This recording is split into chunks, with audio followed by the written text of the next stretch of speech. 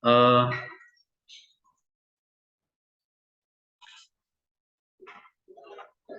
saya share screen ya. Cara baca tugasnya sekaligus kalian bisa mengutip nanti untuk papernya ya.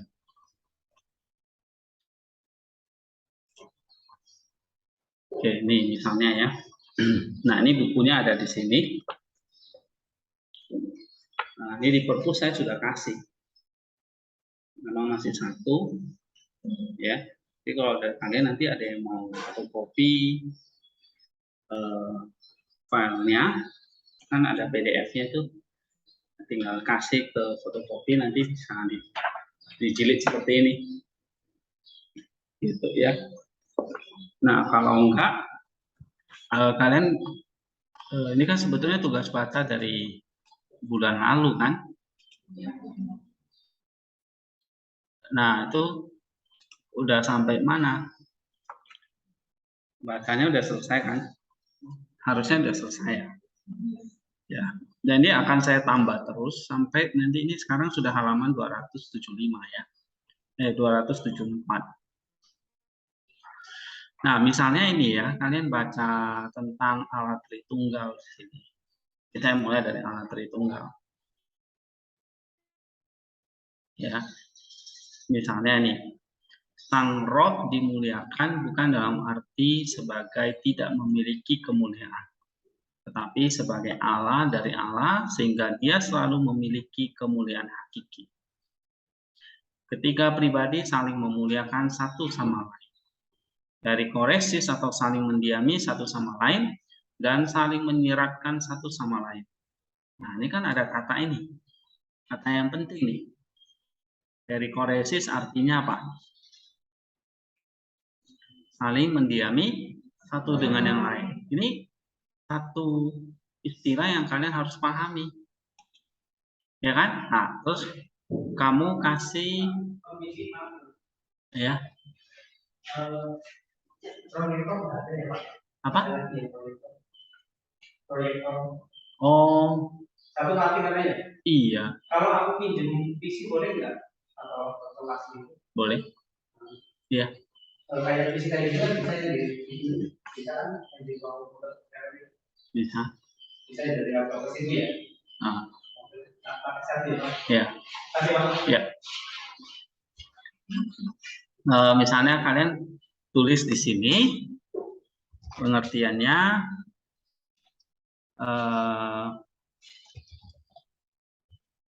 perikoresis. Ya. Perikoresis artinya saling mendiami ketiga pribadi di dalam, saling mendiami di antara tiga pribadi alat Tritunggal. Nah, ini menunjukkan bahwa kalian baca dan ngerti. Jadi selama ini kan saya kasih baca, suruh kutip, ya kan? Nah, sekarang lebih advance lagi, komen, gitu. Semua punya ini enggak? PDF Adobe Reader-nya kan? Nah, terus kamu lihat, saling mendiami ini artinya apa? Saling berbagi kasih dan kemuliaan yang sama dari Bapa kepada anak dan roh. Ketika kita mengatakan Bapa, kita otomatis mengatakan sang Bapa yang memperanakan sang anak dan menafaskan sang roh yang adalah sang anak. Dan sang roh itu otomatis tersirat di dalamnya, yaitu mendiami sang Bapa. Nah, ini satu kalimat yang kalian perlu stabilo nih. Kalimat yang penting nih. Oke? Jadi saling mendiami itu artinya apa? Saling berbagi kasih. Waktu kita mengatakan Bapa, otomatis itu kita sedang mengatakan apa? Bapa yang memperanakan sang anak dan menafaskan sang roh. Itu satu kesatuan. Ya, waktu kita mengatakan sang anak, otomatis itu apa? Kita mengatakan apa? Sang anak yang diperanakan dari sang Bapa dan menafaskan sang roh. Oke, jadi ini artinya otomatis tersirat di dalamnya. Itulah yang artinya saling mendiami. Ketika mengatakan anak, otomatis kita mengatakan sang anak yang diperankan oleh sang bapa yang menafaskan sang roh. Sehingga sang bapa dan sang roh itu otomatis tersirat dalam, yaitu mendiami sang anak. Ketika mengatakan roh, otomatis kita mengatakan sang roh yang dinafaskan sang bapa yang memperankan sang anak. Sehingga sang bapa dan sang anak itu otomatis tersirat dalam, yaitu mendiami sang roh. Nah, yang sama kan? Itu artinya perikoresis. Nah, jadi kamu bisa tambahkan ini. Kamu katakan perikoresis saling mendiami. Misalnya kamu komen saling mendiami yang artinya apa? Otomatis tersirat, ya, otomatis tersirat di antara ketiga pribadi. Misalnya gitu. Nah, kamu kasih komen. Waktu kita mengatakan sang bapa, otomatis di situ ada sang anak yang diperankan dan sang roh yang dinafaskan. Sama seperti contoh, waktu kalian mendengar suara saya, otomatis kalian mendengar kata-kata dan nafas saya keluar. Gitu ya. Kata-kata itu berasal dari saya, sang bapa, bunyi dari kata-kata dan pengertiannya itu sang logos, dan waktu kata-kata atau bunyi itu keluar dari mulut saya, nafas otomatis juga keluar. Itulah menggambarkan sang Roh Kudus. Jadi itu ya. Nah, kalian pause kayak gitu.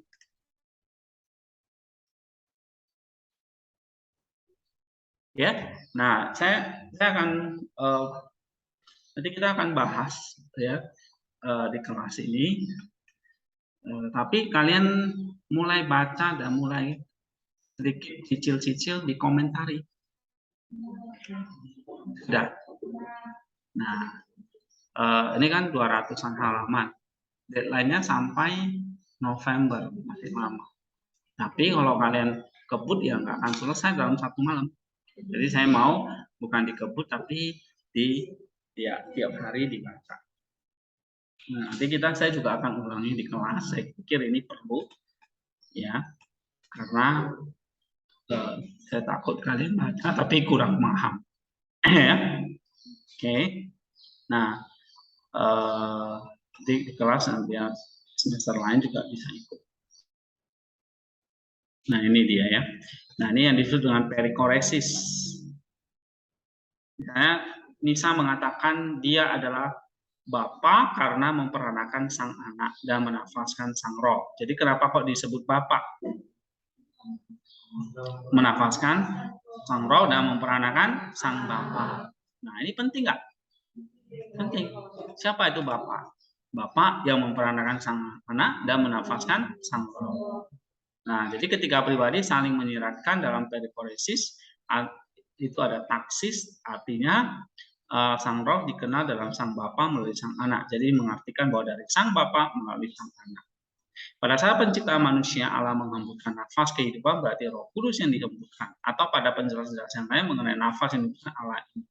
Yang dihembuskan adalah energi Roh Kudus, bukan hipostasis Roh Kudus. Nah, ini tentang penciptaan ya. Hipostasis Roh Kudus hadir dalam hembusan di Eden bersama dengan hipostasis sang Bapa dan sang Anak, tetapi yang dihembuskan bukan hipostasis, tapi adalah energi. Jadi kalau Allah menciptakan, menghembuskan nafas itu adalah energi Roh Kudus. Nah, kalian kasih komentar di sini. Energi ini yang dinafaskan ke mulut manusia. Nah, pos itu. Ya kan? Nah, ini dari mana ini? Oh, ternyata ini ada dari Nisa ini. Ya. Nah, kayak gitu.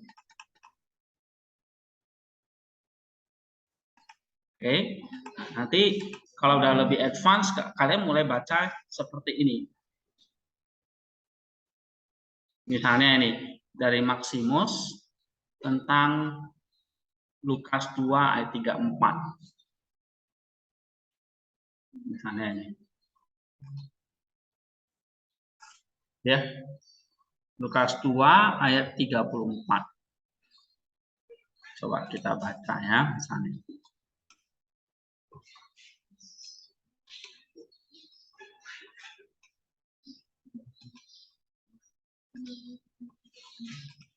Ada yang sudah ketemu, coba bacakan.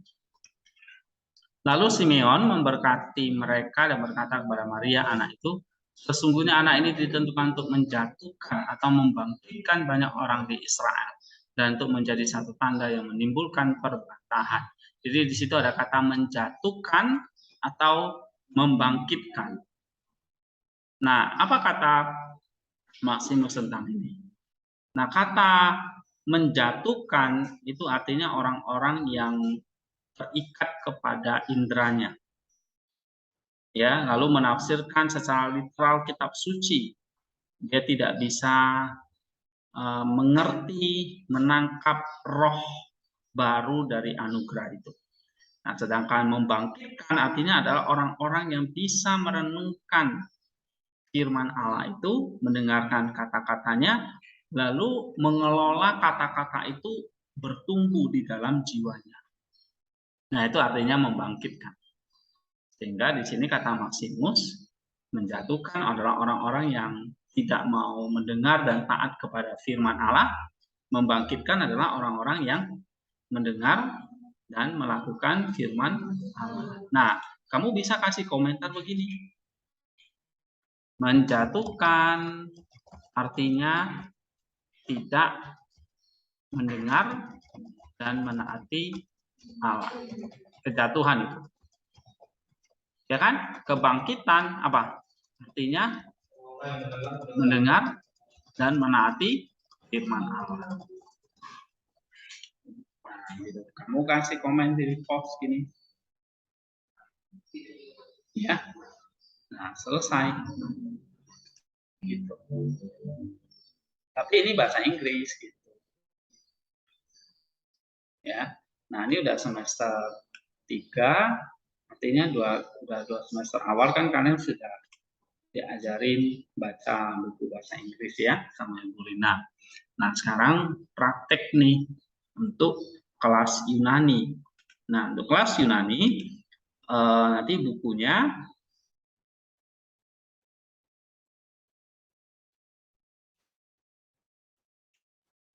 ini ya, kita pakai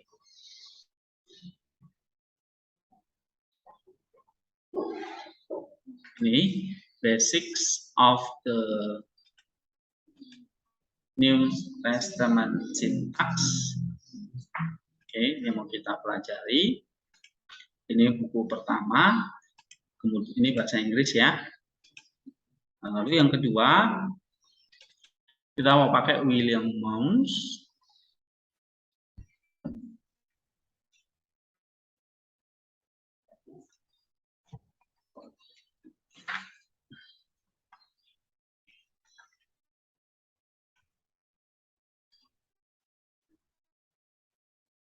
Nah, ini. Nah, untuk beberapa pertemuan awal, kita masih pakai buku dari William Mounce. Nanti kalau di Bible Box, kalian buka resource, klik resource.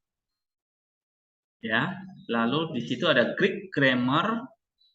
Nah, kalian buka Davis Beginner's Grammar of the Greek NT. Ada di situ resource Greek Grammar. Nah, lalu Davis, buka yang Davis punya. Nah, nanti kalian klik yang alfabet. Oke, nih ya.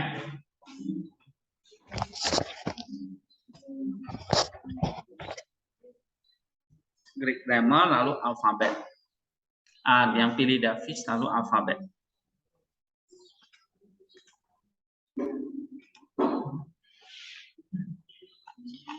Nah, ini beberapa buku yang akan kita pakai ya.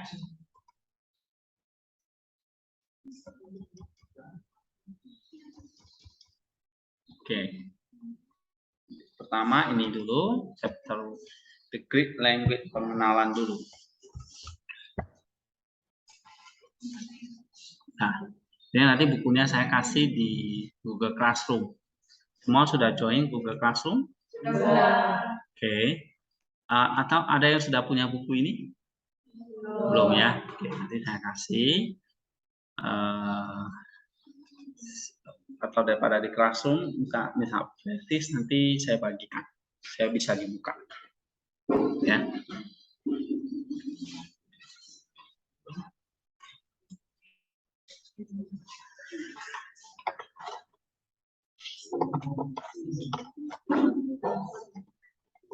Beberapa hari lalu ada heboh nih tentang satu buku yang menjelaskan salah tentang alat tunggal. Buku PPKN itu kan, dengar nggak isunya? Nah, kalian nanti kalau misalnya ya mengajar, terus ada buku-buku yang kayak gitu, terus kalian ajarin aja gitu ya, kan gawat ya. Makanya waktu nanti kalian sudah mengajar ke sekolah, ke umat tentang alat Tritunggal, tentang inkarnasi, keselamatan ya, tentang apa itu manusia. Nah, itu nggak boleh salah. Itulah kenapa kok waktu itu di tingkat 1 kalian udah baca buku ini ya. Nah, ini nanti kayak Perianus, Krisma tuh suruh baca buku ini. Ya kan? Oke. Nah, di dalamnya ada tentang alat Tritunggal nggak? Tentang inkarnasi nggak? Tentang keselamatan, tentang Kristus? Oke, semua semua ada kan? Nah, ini ya. Terus kalau kalian baca ini sedikit lebih sulit, benar nggak? Ya kan? Ketimbang ini kan? Nah, ini kan banyak tentang kutipan dari kitab suci, ya kan? Terus lebih disederhanakan bahasanya. Nah, tapi walaupun ini gampang dimengerti, ya jangan lupa, ini bukunya masih ada. Jadi kalau misalnya bagaimana bisa memberi jawab nih tentang ajaran Allah Tritunggal yang benar. Allah Tritunggal itu bukan Yesus, Bapa, lalu Bunda Maria, ya kan? Nah, kalian harus bisa memberi jawaban. Jangan seperti di buku itu versi orang itu atau versi dari agama lain tentang Allah kita. Oke? Nah, ini sangat penting. Allah Tritunggal itu tidak berbicara tentang jumlah matematika, tapi keberadaan diri Allah itu. Nah, tadi kita baca, begitu kita ngomong Allah, itu berarti Allah yang esa, yang kita panggil sebagai Bapa. Nah, begitu kita ngomong Bapa, berarti dia adalah Allah yang esa yang memperanakan Sang Firman dan menafaskan Sang Roh. Begitu kita menyebut Allah Anak atau Sang Putra, kita langsung perikoresis ini. Karena saling mendiami. Begitu kita ngomong Sang Anak, oh berarti di situ ada Sang Bapa yang menjadi sumber dari Sang Anak. Dan ada nafas dari Sang Anak itu yang disebut dengan Roh Kudus. Nah, begitu kita ngomong Sang Roh atau Roh Allah, Roh Kudus, itu berarti kita sedang perikoresis lagi. Di dalamnya tinggal Sang Bapa yang dimana Sang Roh itu dinafas dan diperanakan Sang Anak. Nah, gitu. Mungkin di buku ini belum ada, ya kan? Karena buku ini pendekatannya tidak mengutip dari Nisa dan sebagainya. Tapi kalau kalian baca buku ini melengkapi gitu. Ya. Nah, ini untuk tingkat 1 nih, tingkat 2 yang lebih advance. Nanti lebih advance lagi, kalian mesti baca yang kayak gini. Nanti misalnya contoh dari Filokalia ini. Ya. Nah, misalnya dari Maximus. Atau yang saya bahas di grup WA itu. Ya, grup WA itu tolong dibaca ya. Kalau bisa belajar mengomentari. Oh Pak, berarti ini artinya manusia itu, kan sekarang kita bahas tentang doktrin manusia kan, dogma 2 kan tentang manusia. Nah, saya lagi bahas tentang apa di grup itu? Gambar dan rupa Allah, tentang Tuhan manusia, tentang gambar dan rupa Allah, ya, tentang siapa manusia itu. Minggu lalu tentang penciptaan. Oke. Nah, itu tolong di grup WA-nya dibaca. Karena itu juga kayak bagian dari kuliah. Ya. Jadi kuliah kita ya selain di classroom ya juga lewat materi di WA. Nanti kayak baca saya share di WA. Ya, jadi menolong ini. Oke. Jadi bagi saya pelajaran inti iman kekristenan itu sangat penting. Ya, apalagi kalian yang secara khusus belajar di sekolah teologi. Nah, harus mendalami itu. Ya, berbeda dengan nanti dengan jemaat awam, ya mungkin mereka tahu yang dasar-dasar, tapi kalian harus lebih dalam, lebih advance ya. Jadi sebab itu ini jangan dilupain, karena ya banyak sekarang terjadi rupa-rupa ajaran-ajaran yang nggak benar. Mungkin kalian pernah lihat kan di platform media sosial yang orang khotbah dan sebagainya, ya. Nah, sampai itu nanti kalian lulus dari sekolah ini, waduh, ngajar yang salah, ya. Oke. Buku ini ada di perpus, nanti kalian bisa baca di sana, tapi nggak boleh pinjam karena cuma satu, ya.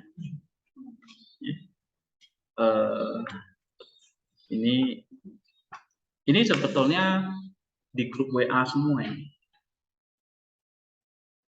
gitu loh. Jadi saya kompilasi, maka di sini dikompilasi. Ini semua sudah pernah share di WA. Mungkin kalian belum masuk waktu itu ya, dari tahun sebelumnya atau baru-baru ya. Ya, tebal kan? Ini belum semua loh. Ada tentang waktu itu kita bahas tentang Anthony the Great, ya, bahas tentang John Climacus. Tapi ini semua sudah ada filenya, saya backup di sini. Ini ya. Ini ada rekap komen grup WA nih. Tuh banyak banget. Ada Afrahat, ya, Syria Fathers. Ini juga belum di print. Berapa halaman ini? 34 halaman. Nah, ini semua sudah pernah saya share di kelas atau di WA. And then Losky ya, ini dulu. Ini Saint Isaac. Saint Isaac belum selesai. Penjelasan pemikiran. Jadi caranya simple. Bahasa Inggris, kutip, komen. Ya. Nah, itu cara belajarnya. Simple kan? Baca, kutip, misalnya satu kalimat penting, komen. Ya. Nih lagi kutipnya bahasa Inggris saja, nggak usah diterjemahin. Nah, ini bukan terjemahannya, ini komentarnya, penjelasannya. Oke? Nah, ini udah bahasa Inggris, langsung komen. Nah, ya. Jadi sementara, tapi kalian semester ini yang ini dulu, yang sudah ada ini. Kalian kalau mau, ini kan saya sudah terjemahkan. Mau komen yang ini silakan, atau komen yang komentar saya nggak apa-apa. Ya, mungkin kalau baca langsung kan ini langsung Bapak gerejanya yang diterjemahkan ya. Nah, ini ya dibaca, tapi kalau kalian mau komen silakan, atau mau komen yang ini, yang penjelasan saya juga boleh. Seperti tadi perikoresis itu. Ya. Nah, misalnya mau dari Sang Bapa melalui Sang Anak dalam Sang Roh Kudus. Bukan ada 3 juru selamat, tetapi bukan pula hanya Sang Anak adalah juru selamat. Sang Anak menyelamatkan semua orang dan seluruh alam dari dosa dan maut. Tetapi di antara semua yang diselamatkan dari dosa dan maut ini tidak semuanya diselamatkan dari hukuman kekal. Oleh karena keadaan jiwa mereka pada penghakiman akhir. Sang Anak itu sungguh adalah juru selamat semua orang dari dosa dan maut, tetapi khususnya untuk semua orang yang percaya, yaitu penghukuman kekal. Allah adalah kasih, dengan berkeberadaannya juga mengasihi. sebagai sebab ini baca aja gitu, baca nanti sekalian terus klik kanan lalu add note to text, nah komen sama kayak yang saya lakukan ya, nih kutip komen gitu ya.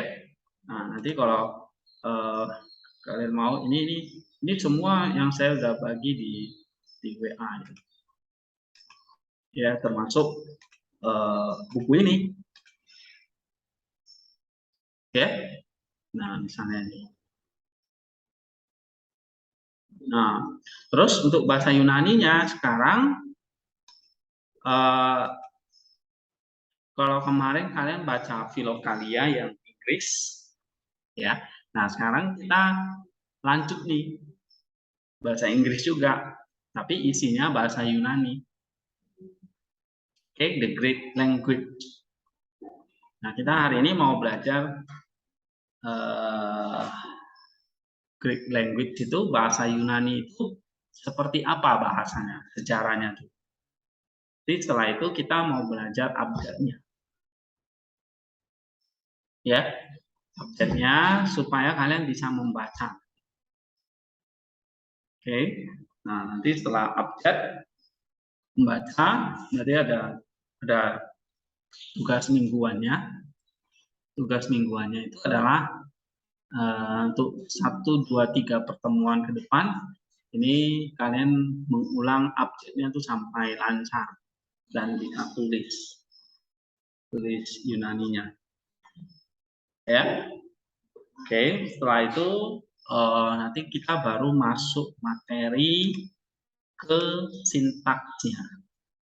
Nih buku ini, sintaksnya artinya ilmu tentang kalimat. Nah sebelum belajar kalimat saya mau ajarin kalian abjadnya dulu supaya bisa membaca kata-katanya. Jadi 1 bulan ini mungkin kita akan bahas abjad dan kata-kata dulu. Nah, habis itu baru kita belajar tentang kalimatnya. Oke, kita akan tetap pakai Bibleworks. Ya. Nah, nanti kalau sudah masuk ke Bibleworks atau sintaks, kita ada seperti semester lalu, nanti ada PR, ya, ada latihan-latihan, karena kalau bahasa tanpa latihan itu nggak mungkin, ya, latihan-latihan yang kalian bisa kerjakan. Nah, latihannya itu bisa kerja kelompok, berdua, ya. Misalnya kalian bisa cari teman belajar, misalnya untuk bahas latihannya, ya, mengerjakan PR-nya itu. Ya, nanti di kelas ya mau duduk berdua untuk saling ini juga oke. Jadi nggak mesti sendiri-sendiri. Ya, nah, dengan berdua bisa saling menolong nanti. Oke, itu caranya.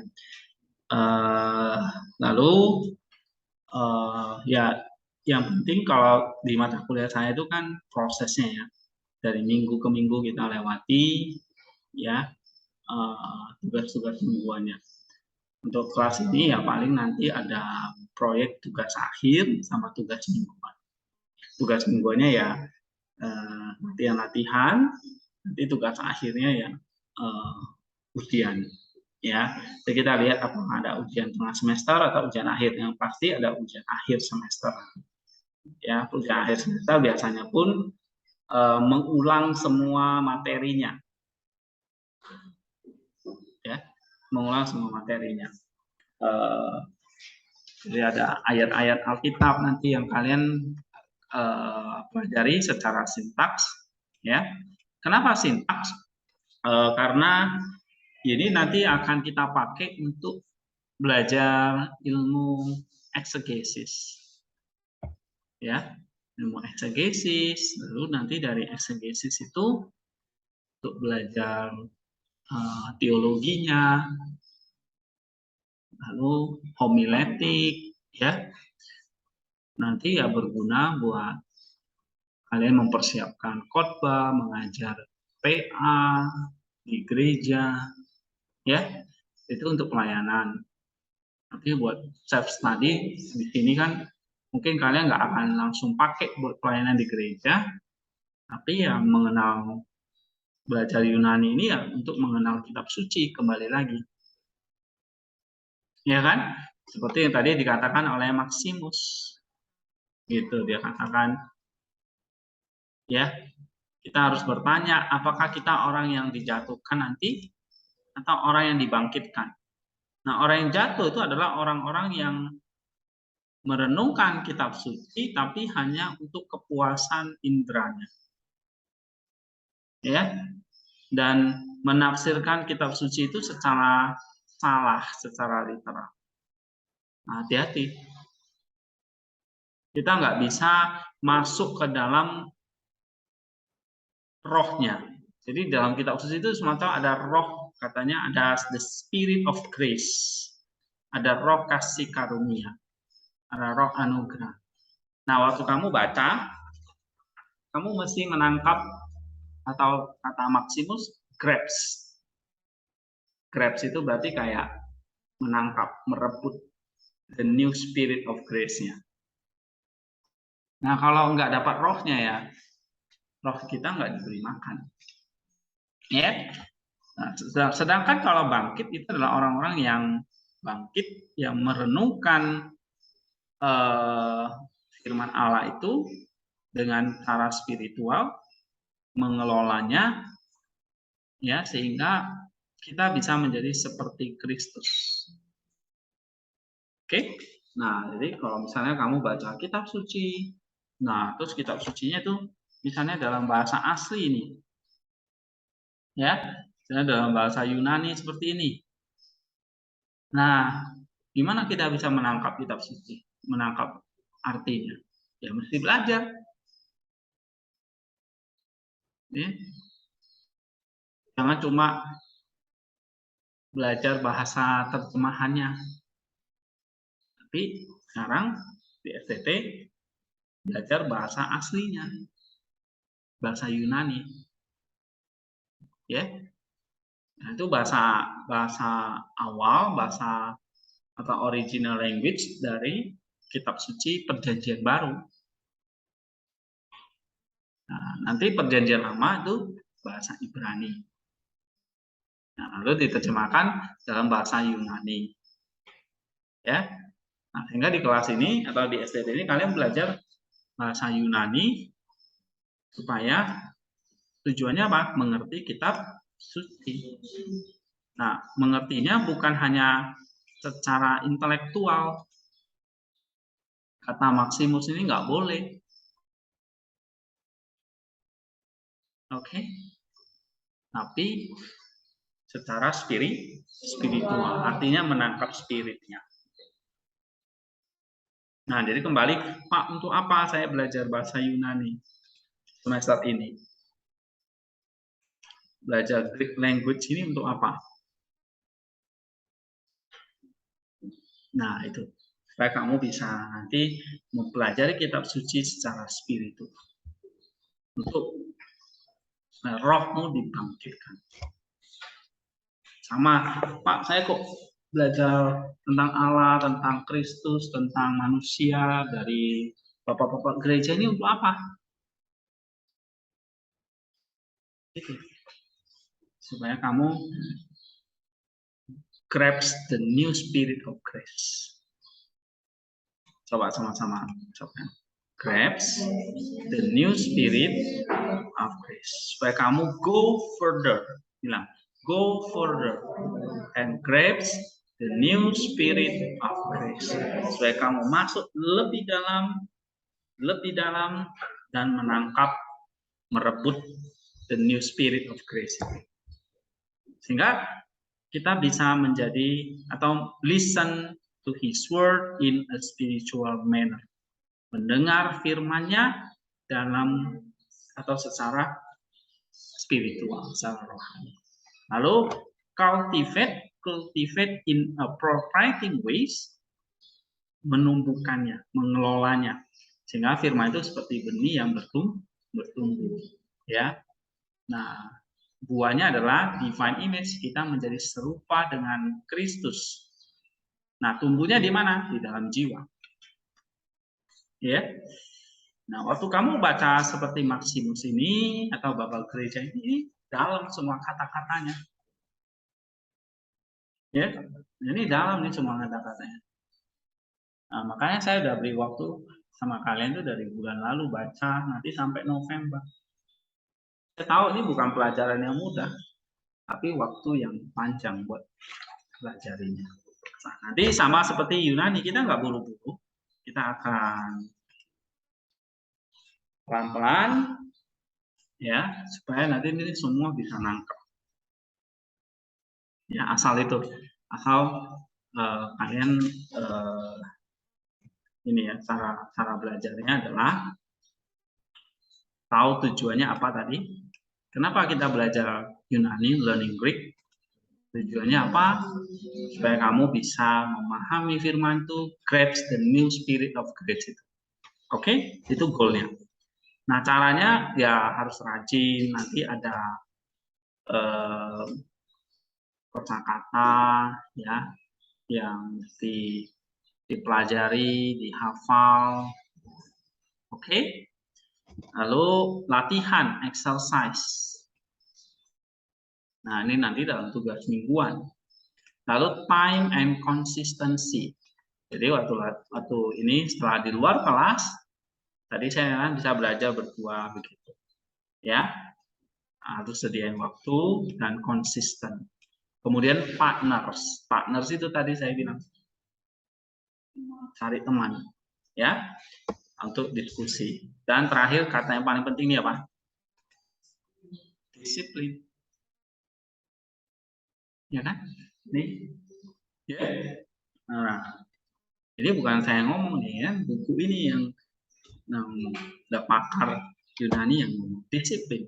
Ya, disiplin, cari partner, konsisten, time and consistency, latihan, exercise, ya harus hafal nanti ya, ada teori-teori yang kalian mesti hafal, lalu ya ngerti tujuan, goal, ya. Oke. Nah, sekarang kita ini kira-kira contoh yang ditulis ya oleh penulis Alkitab dalam Perjanjian Baru ini, Papirus namanya. Ya. Nah, ini kan ada abjad-abjadnya nih, tulisan-tulisannya. Oke. Nah, ini sudah diterjemahkan ke dalam berbagai bahasa, jadinya seperti ini. Ya. Nah, ini bahasa Syria, ini Yunani, kemudian ini Latin ya dalam bahasa Inggris. Ini Rusia, segala macam bahasa. Ya, tapi kalau kita lihat nih dokumennya dulu ya seperti ini kira-kira, karena tulis di papirus ya, di kulit kayu. Jadi nggak kayak sekarang kertas bersih, putih, rapi, ada tinta, ada pulpen gitu ya. Zaman dulu nggak ada. Oke, nah sekarang the Greek language. Bahasa Yunani itu adalah bahasa seperti apa ya? Kita pelajari secara singkat historisnya. The Greek language, ini bisa baca nggak nih? Kelihatan? Saya perbesar ya.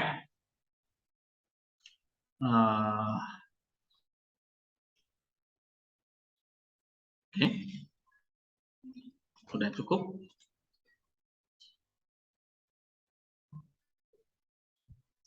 Nih ya, oke. Bisa? Nah, the Greek language has a long and rich history stretching all the way from the 13th century before Christ to the present. Jadi bahasa ini sudah ada 13 abad sebelum Kristus. Ya, jadi 1300 tahun sebelum Masehi sampai sekarang. Ya. The earliest form of the language is called Linear B. Ya. bentuk bahasa yang paling awal dari bahasa Yunani itu disebut Linear B, ya, abad ke-13 sebelum Kristus. Nah, bentuk bahasa Yunani ini digunakan oleh para pujangga, ya, atau penyair seperti Homer di abad ke-8 sebelum Kristus sampai Plato, ya, abad ke-4 sebelum Kristus. Nah, bahasa ini disebut sebagai Classical Greek, bahasa Yunani klasik. Apa? Classical Greek. Oke. Nah, ini dipakai oleh para pujangga atau para filsuf di abad-abad sebelum Kristus, abad ke-8 sampai abad ke-4. Ya, ada Homer dan Plato, Socrates, Aristoteles. Nah, itu semua menggunakan Classical Greek. Kita nggak pakai Classical Greek ini di dalam Perjanjian Baru, ya. It was a marvelous form of the language. Ini adalah bahasa yang luar biasa, bisa menjelaskan sesuatu itu secara tepat, tidak ambigu, karena ini bahasa yang sudah sangat lama, yaitu keistimewaan bahasa Yunani. Ya, sedangkan kayak bahasa Indonesia itu bahasa yang masih baru lah, yang lahir dari bahasa Melayu, ya kan. Sehingga bahasa Indonesia ini juga bahasa yang masih muda. Kadang-kadang kita sulit, ya, menerjemahkan bahasa yang sudah tua seperti Yunani ini ke dalam bahasa kita. Banyak kata-kata yang nggak ada. Ya, misalnya contoh, seringkali misalnya bahasa Indonesia kata pikiran. Indonesia cuma satu kata pikiran. Tapi di bahasa Yunani banyak sekali arti tentang pikiran. Nous, bisa logos. Ya. Nah, bahasa Yunani itu kaya sekali, sehingga dia bisa menjelaskan satu kata atau satu ungkapan itu dengan tepat. Nah, terbatasnya kalau bahasa Indonesia yang masih baru itu, kita sulit menerjemahkan misalnya kata nus. Ya kan? Gitu. Di bahasa Indonesia nggak ada kata nus itu. Akhirnya LAI terjemahkannya pakai pikiran, akal budi gitu. Nah, dan itu kurang tepat. Ya, sampai sekarang bahasa apa, ya, yang bahasa Indonesia, kata seperti apa dalam bahasa Indonesia yang pas menerjemahkan kata nus. Nus itu bahasa Yunani.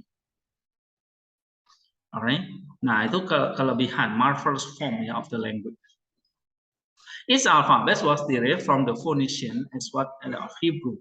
Ya, jadi alfabetnya itu berasal dari Finisia seperti dari Ibrani. Classical Greek telah eksis, ya, dalam banyak dialek. Oke, utamanya ada 3 dialek, yaitu Doric, Aeolic, dan Ionic. Oke, jadi ada 3, Doric, Aeolic, dan Ionic. Ionic itu menjadi cabang dari bahasa Yunani Attic. Nah, ini Classical Greek, ya. Athena kemudian ditaklukkan oleh abad keempat sebelum Kristus, ya, oleh Raja Philips dari Makedonia.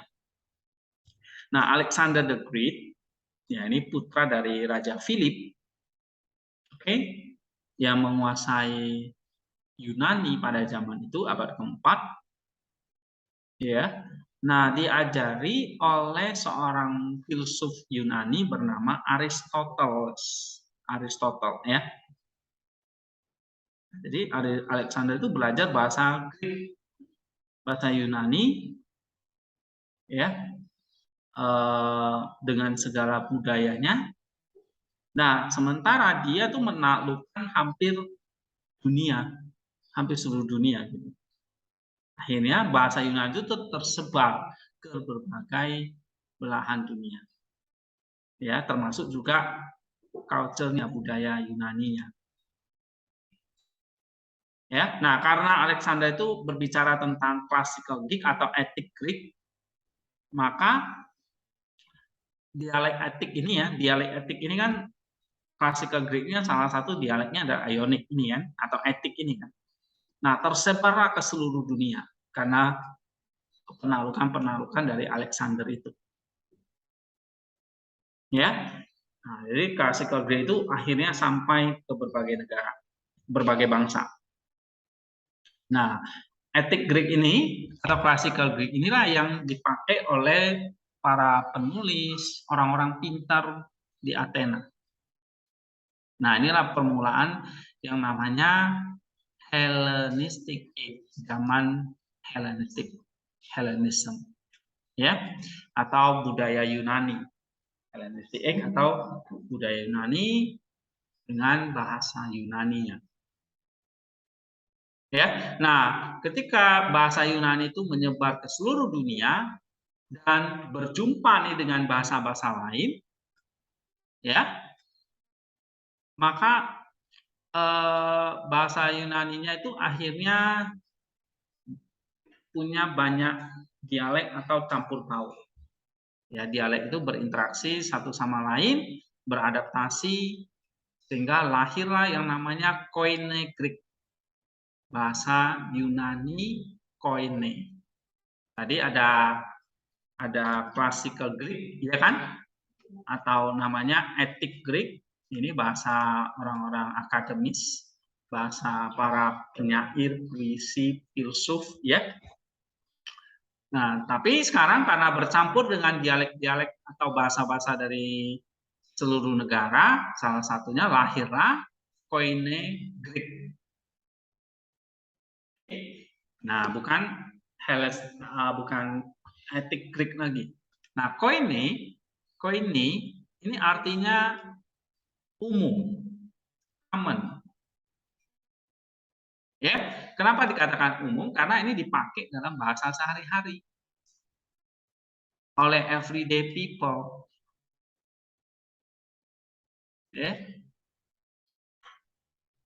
Nah, saya kurang tahu kalau di bahasa kalian, misalnya di bahasa Nias itu ada nggak dialeknya? Karena orang utara dengan orang barat, orang selatan itu sudah berbeda. Nah, ada dialek yang berbeda-beda. Nah, kira-kira pada zaman itu juga seperti itu, bahasa Yunani, tapi ada perbedaan dialeknya lagi. Ya. Klasikal dan ini koine. Ya, di bahasa Jawa itu juga begitu ya. Ada bahasa Jawa khusus keraton, bangsawan, tapi ada bahasa Jawa yang khusus orang-orang rakyat biasa. Nah, bahasa Yunani yang ada di dalam Perjanjian Baru itu bahasa Yunani yang dipakai oleh orang-orang sehari-hari, everyday people. Ya, nah, ini bahasa Yunani yang dipakai dalam Perjanjian Baru, namanya apa? Koine Greek. Nah, ini jangan lupa. It was not considered a polished literary form of the language. Ya, ini bukan bahasa yang sastra yang tinggi, karena ini bahasa sehari-hari. Ya, in fact, some writer of this era purposely imitate the older style of Greek. Oke. Nah, koine itu adalah a simplified form, bentuk yang sederhana dari classical Greek. Ya, dan sayangnya banyak subtitle ya, kosakata dari classical Greek yang hilang. Sebagai contoh, dalam classical Greek ada kata allos, ini bacanya nanti allos, yang artinya yang lain. Nah, ini sama dengan kata heteros, artinya juga yang lain. Ya, jadi allos lain dari sesama jenis, heteros lain dari jenis yang berbeda. Jadi kalau ada allos artinya yang lain dari sesama jenis, misalnya buku. Ada buku tebal, buku tipis, ada buku macam-macam jenis buku. Ya kan? Ada buku ini, buku itu kan, berbagai macam. Nah, itu artinya allos.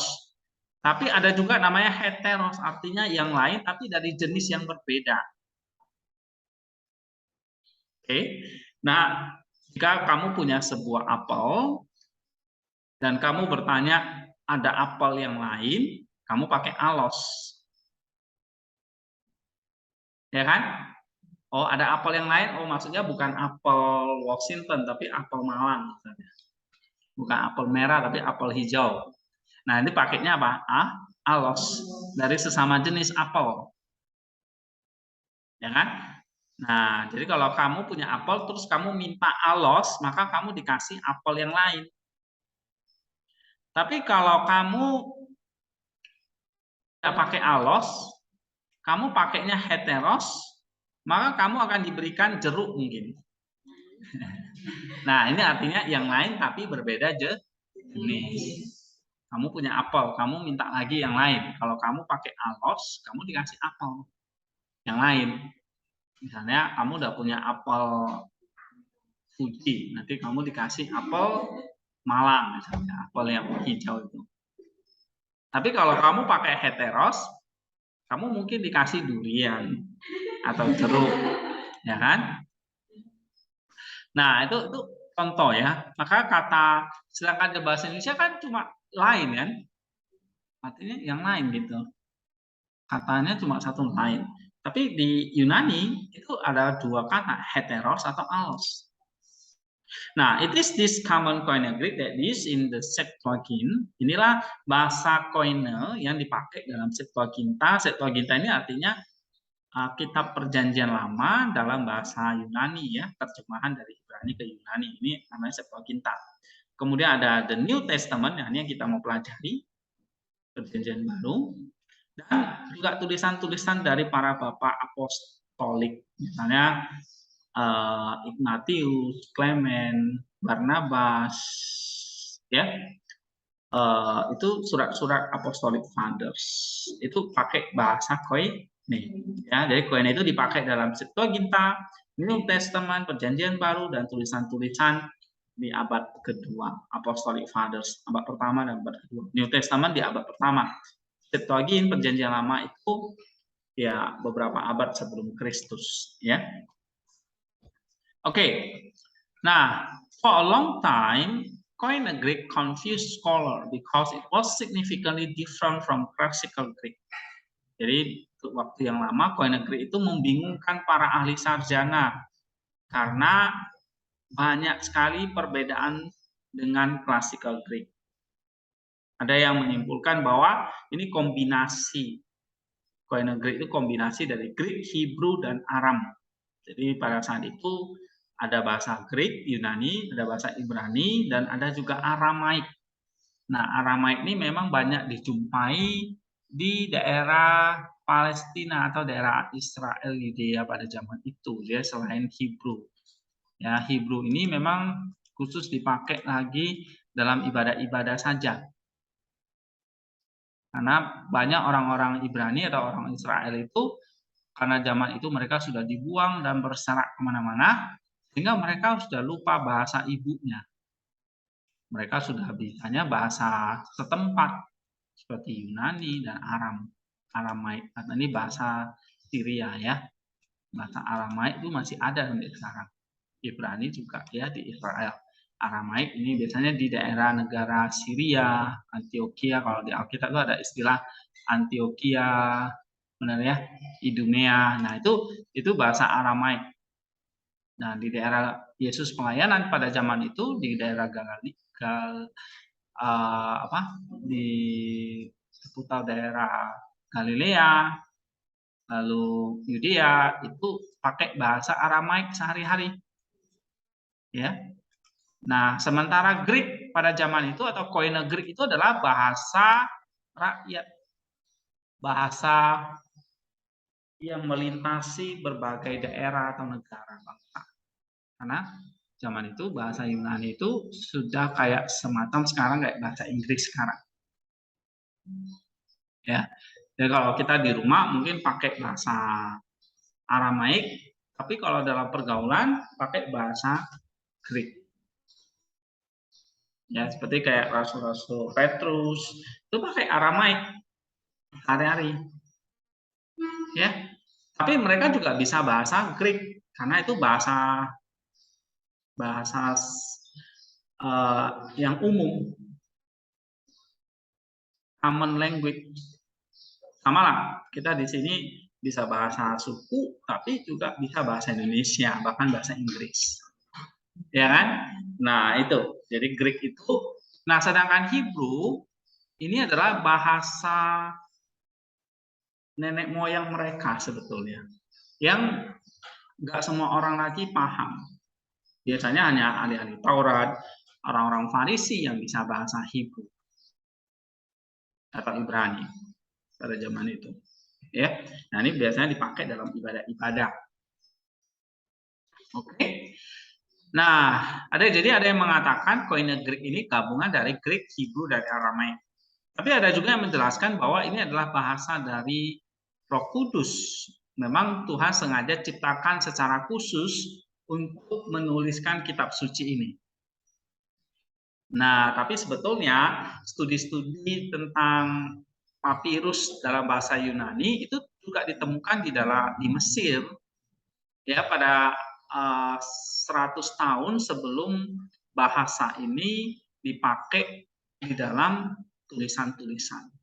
Jadi kalau dikatakan ini khusus dari Roh Kudus kayaknya nggak benar nih. Ya, karena memang sudah ditemukan juga di Mesir gitu ya. Nah, oke. Nah, jadi Koine Greek ini sudah menyebar di berbagai terutama misalnya di Mesir dan di daerah Palestina sana. Ini sudah dipakai oleh orang-orang sehari-hari untuk menulis, membuat surat, ya, untuk ngajar, untuk bikin shopping list, daftar belanjaan, kemudian resep, kemudian surat pribadi dan berbagai macam hal-hal lainnya. Nah, itu sudah dipakai Koine Greek. Nah, makanya kenapa Pak tulisan Perjanjian Baru itu pakai Koine Greek bukan Classical Greek? Ya, karena Koine Greek itu adalah bahasa sehari-hari pada zaman itu. Ya, bahasa internasional. Nah, bahasa Yesus pakai bahasa apa sehari-hari? Aramaik, tapi juga bahasa Yunani. Ketika dia bicara sama prajurit Romawi, dia pakai bahasa Yunani. Tapi kalau dia ngajar rakyat biasa, pakai bahasa Aramaik. Jadi dua bahasa. Nah, yang biasa dipakai dalam tulisan, ya, dan ini kitab suci kan misalnya Paulus tulis dari Roma, untuk Korintus, untuk Galatia. Nah, itu semuanya pakai apa? Bahasa Yunani sebagai bahasa pengantarnya. Ya, sama seperti kamu ketemu orang dari negara lain, dari Rusia, Prancis, kamu kan nggak ngerti bahasa mereka. Bahasa pengantarnya apa? Bahasa Inggris sebagai bahasa umum. Oke? Nah, kira-kira seperti itu. Nah, di sini ada dua pelajaran kita bisa pelajari. Pertama, dalam Galatia 4 ayat 4, pada kegenapan waktunya Allah mengutus anaknya. Dan yang kedua, kegenapan waktu ini adalah juga kegenapan bahasa secara universal. Ya, tidak peduli di mana Paulus berkeliling, dia bisa mengerti karena ada bahasa yang sama. Seperti kalau kamu ke negara mana ya, pakai bahasa Inggris orang bisa mengerti bahasa. Kamu kalau misalnya ke negara orang pakai bahasa sukumu, ya nggak ngerti kamu ngomong apa, ya. Nah, oke, jadi ini karena kegenapan waktunya, the fullness of time, Allah mengutus anaknya, maka bahasa itu juga Allah sudah persiapkan. Nah, ini bahasa Koine Greek ini Allah persiapkan. Ya, Allah persiapkan Koine Greek ini untuk dimengerti oleh seluruh bangsa. Oke, sedikit lagi ya. Nah, sehingga kita bersyukur ya bahwa Allah mempersiapkan semuanya sehingga bahasa ini bisa dipakai dan ditulis untuk memberkati banyak bangsa. Kitab Perjanjian Baru ini dalam bahasa Yunani. Oke, ini contohnya. Ya, kita akan lanjut nanti setelah chapel. Oke. Kita akan belajar chapter 3 alfabet dan pronunciation. Nah, akan mulai lihat seperti apa alfabetnya. Ya, nanti setelah chapel ini. Oke. Termasuk 10.45 ya. Ini jamnya telat ini ya. Iya, makanya tadi saya lihat situ kok. Di sini sudah 41.